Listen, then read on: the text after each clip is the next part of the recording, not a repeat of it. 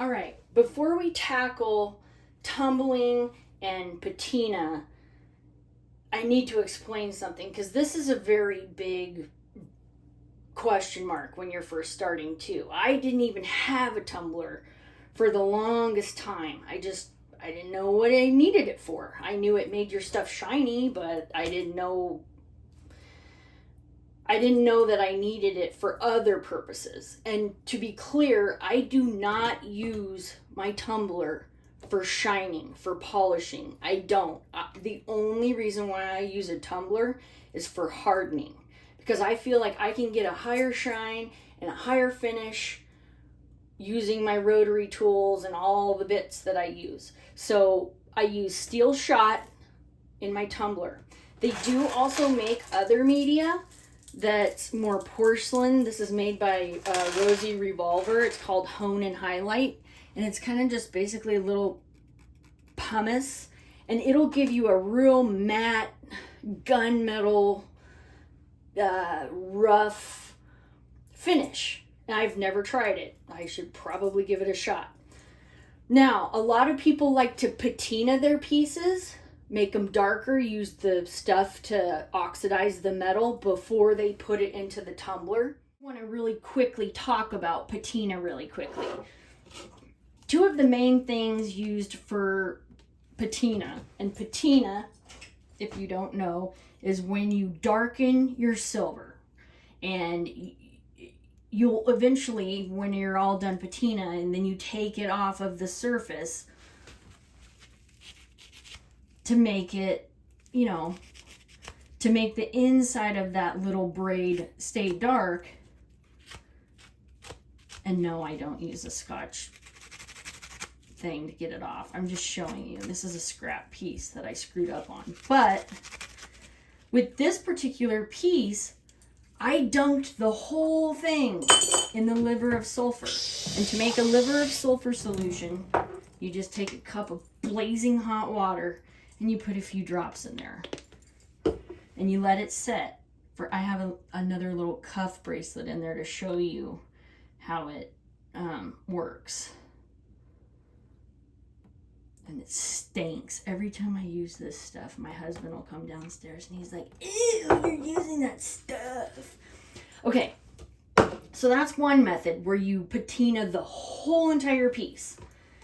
And again, I use both. Sometimes I want the whole piece to be coated in patina.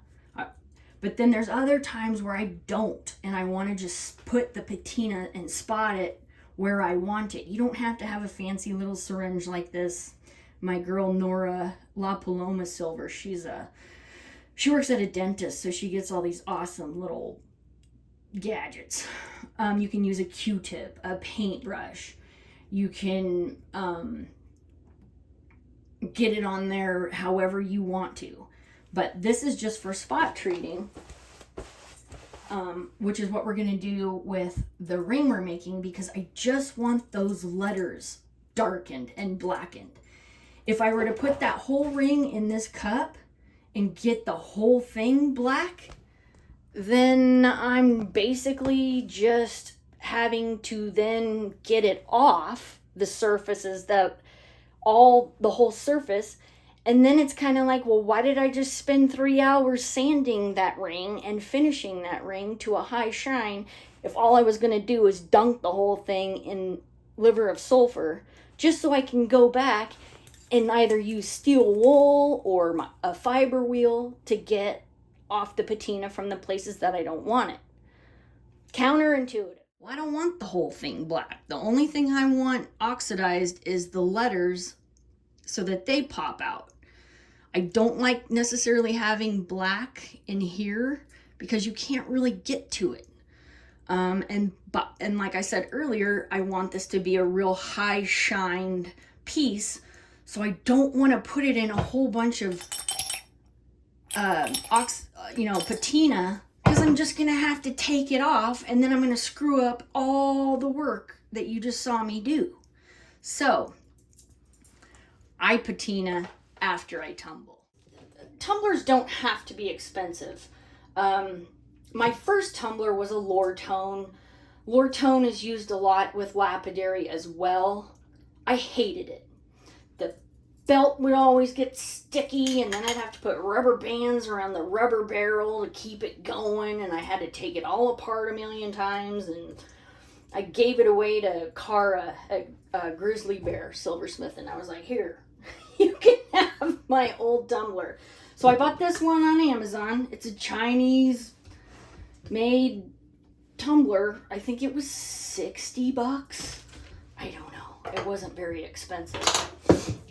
You don't have to have fancy stuff. And I like to keep my steel shot in a strainer so that it stays dry. And then I always dump it on like a towel when I'm ready to tumble. And I just dump it in. And then I'm going to take our ring, because even though it's pretty sturdy, it's a pretty big stone. And this is only 24 gauge bezel. So I want to harden this bezel a little bit, because when you heat metal again, it gets soft.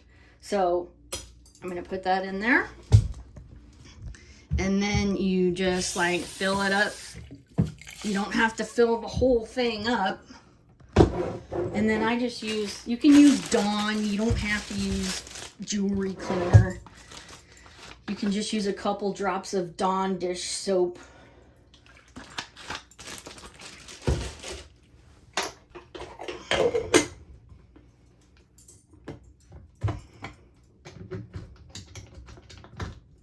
In fact, I gave away one of these tumblers at Christmas time last year because I love this thing. I've discovered that because it goes so fast, tumbles so fast, that it cut my tumbling time in half. All right, now we're tumbling. Another thing I've learned the hard way, I just took this out of the tumbler. But when you go to patina your piece, whether it's with the liver of sulfur or whether it's with the black max, if your piece is not clean and has a whole bunch of finger oils on it or what have you, your patina is not going to soak in as well. So even though I've taken this just out of the tumbler and I've held it with my dirty hands, I would still, I mean, had I not just taken it out of the tumbler, I would have gone to my kitchen sink and scrubbed it with a toothbrush and Dawn to get every single bit of finger oil or what have you. I mean, even the fabric softener in my washcloth, you know, you have to, in order to get the best possible patina absorption, you want to have it squeaky clean.